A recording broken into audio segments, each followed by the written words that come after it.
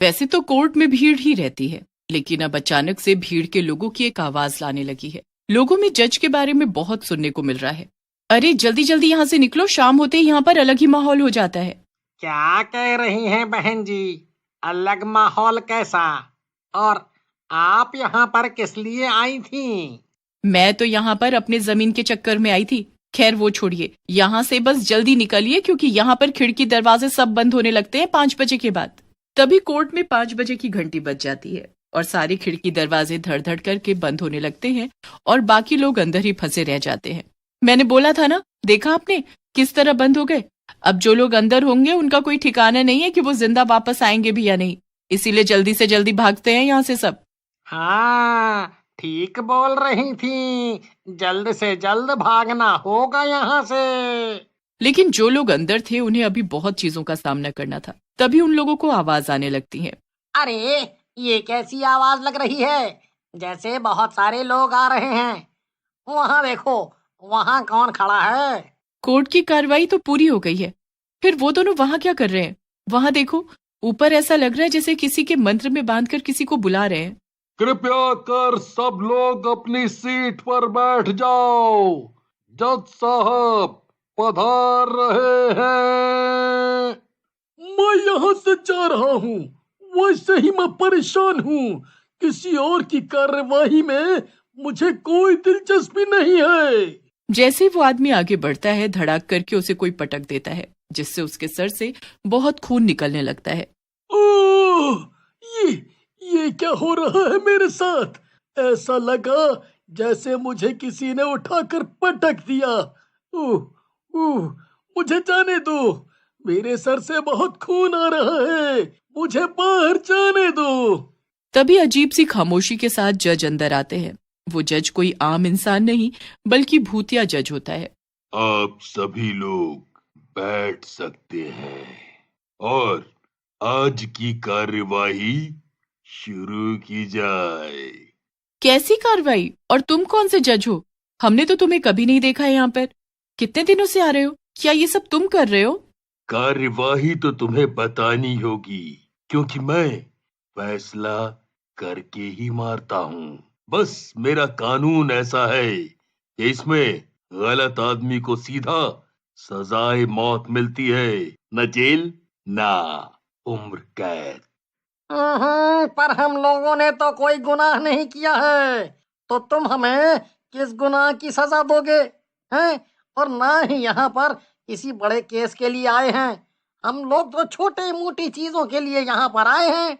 गुनाह किया हो या नहीं किया हो, लेकिन तुम सब मेरे साथ यहाँ फंस गए हो और मैं 5 बजे से इस कोर्ट में भूतों का जज हूँ। या तो तुम लोग यहाँ चुपचाप बैठे सब तमाशा देखो, और किसी ने किसी तरह की चालाकी दिखाई तो मैं तुम सबको इसी तरह टांग दूंगा। मुझे नीचे उतार दो, मुझे नीचे उतार दो, मुझे माफ कर दो। मैं बैठकर पूरी कार्यवाही देखूंगा। मैं अब कुछ नहीं बोलूंगा। बस बस मुझे नीचे उतार दो। तुम भूतों को जो करना है करो। इसीलिए बोल रहा था कि चुपचाप बैठो, वरना तुम सब मेरी ताकत नहीं जानते हो। अब मुझे अपनी कार्यवाही करने दो। बोलो, तुम्हारी क्या समस्या है?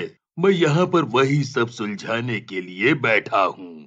कोई किसी प्रकार का भी गुनाह करेगा, चाहे वो छोटा हो या बड़ा, मैं उसे दूंगा सजा। जज साहब, आज मैं यहाँ पर इसलिए आया हूँ क्योंकि जिसने मुझे मारा था वो गलती से हम लोगों के बीच आज फंस गया है। वो ऋषि है जिसने मुझे मेरी बीवी के साथ मिलकर मार डाला था। मैंने तुम्हें नहीं मारा था, ये सारा किया धरा तुम्हारी बीवी का था। उसने तुम्हें धोखा दिया था। मैं बस उसकी बातों में आ गया था और उसका गुनाह छुपाने में मदद की थी, पर मैंने तुम्हें मारा नहीं था। हाँ?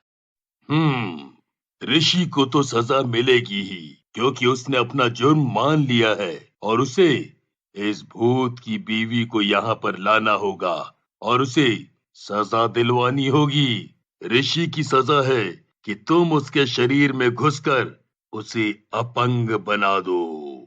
आपका बहुत बहुत धन्यवाद। मैं अपनी बीवी को मारते ही मुक्त हो जाऊंगा, उससे पहले मैं इसको अपंग बना दूं। भूत ऋषि के शरीर में घुसकर उसके सारे शरीर को ऐंठ देता है, जिससे वो अपंग हो जाता है। सब लोग ये देखकर बहुत ही ज्यादा डर जाते हैं। ऋषि चिल्लाते हुए रोते हुए हवा में उछलकर जमीन पर गिर जाता है और फिर वैसे ही पड़ा रहता है। तुम ये क्या कर रहे हो? और तुम सजा देने वाले कौन होते हो? तुम तो खुद ही भूत हो, तो लोगों को सजा देने वाले कोई नहीं होते तुम। वैसे भी हम सबको मार ही डालोगे, क्योंकि तुम एक भूत हो, बस बहाने ढूंढ रहे हो। ऐसे तो ये हम सबको एक एक करके मार डालेगा।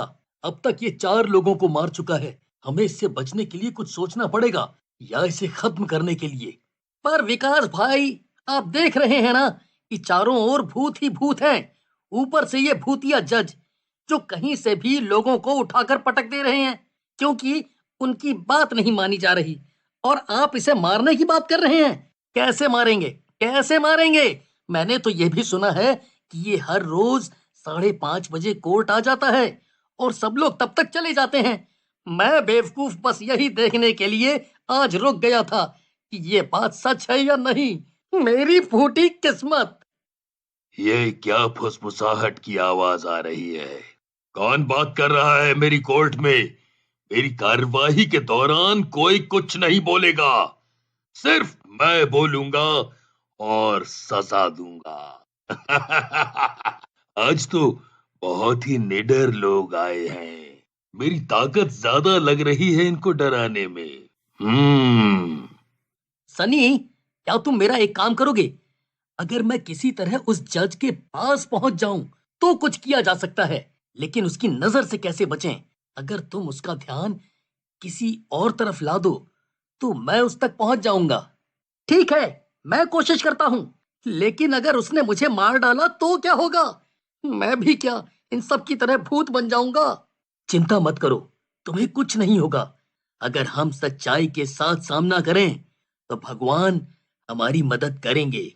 तभी एक भूतिया लड़की, इस आदमी ने मुझे तंग किया था जब मैं जिंदा थी। अरे तुम क्या कह रही हो? ये तो बहुत छोटी गलती थी। उसके लिए तो मैंने तुमसे उसी वक्त माफी मांग ली थी। माफी मांगी हो या नहीं, मायने रखता है कि इसने तुम्हें माफ किया कि नहीं। इसीलिए तुम्हें सजा मिलेगी। मैं तुम्हें काना करने की सजा देता हूँ कि तुम एक आंख से कभी ना देख पाओ। जज साहब, आप सिर्फ इंसानों को ही सजा देते हैं या फिर अगर कोई मरकर भूत बन गया और लोगों को परेशान कर रहा है तो उसको भी सजा देते हैं?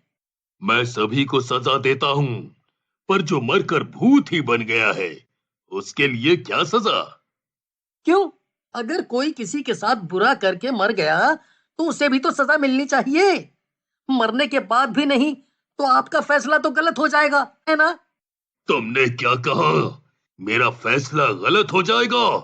मैं लोगों को गलत करने पर सजा देता हूँ। तभी चुपके से विकास जज के पीछे चला जाता है।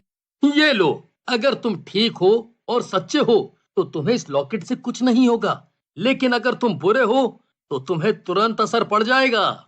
जज के गले में लॉकेट पड़ते ही उसने सनी को छोड़ दिया और तड़पने लगा कि कोई वो लॉकेट निकाल दे। मैंने तुमसे कहा था कि अगर तुम सच्चे होगे तो ये तुम्हारा कुछ नहीं बिगाड़ पाएगा, लेकिन तुमने देख लिया कि तुम गलत फैसले ले रहे हो और तुम एक बुरे जज हो। इसीलिए अब तुम्हें खत्म होना ही होगा। जज के राख होते ही सारे भूत भी गायब हो गए और सारे खिड़की दरवाजे भी खुल गए। जो लोग घायल थे वो वैसे ही रहे। तुम लोगों ने पाप तो किया ही था, जिसकी तुम्हें सजा मिली है। इस सजा को मैं चाह कर भी कम नहीं कर सकता, पर शुक्र मनाओ कि तुम सबकी जान बच गई और ईश्वर से मनाना कि तुम आगे से हमेशा अच्छे काम करो।